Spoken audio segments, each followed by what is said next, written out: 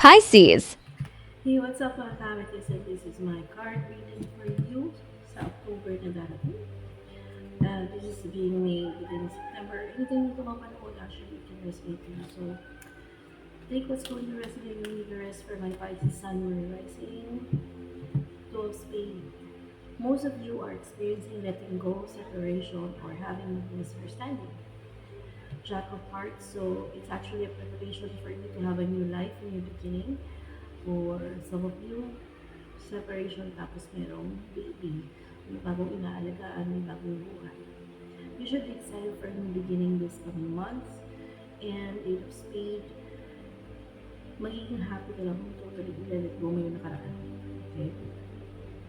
For a new beginning with a solid relationship, the best partner that you can have, and most peaceful life that you can have.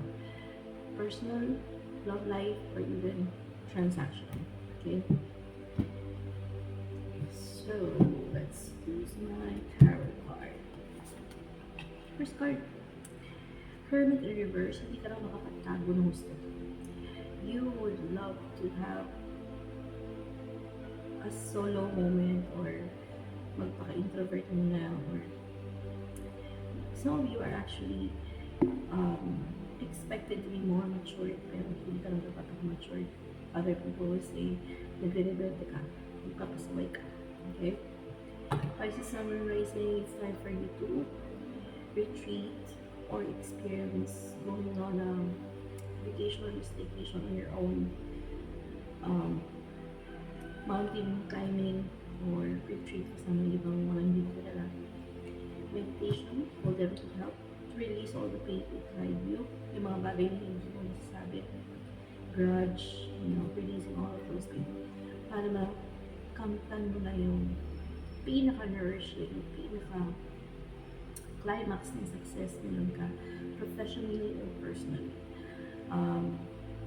The Empress within you will activate once ma-release mo lahat ng galit, tampo.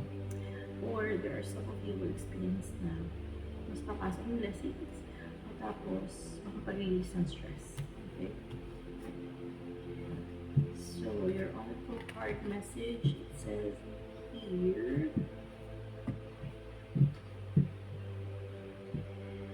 to avoid deception and betrayals, or to release all the thoughts about it, especially kung may past experiences na. Your patience and all your plans gradually magmamanifest ng matagal na panahon as long as you are totally aware.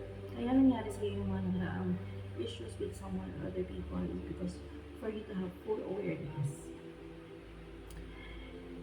Wala ka ng panahon na mag-rest and rejuvenate. So that's what we need.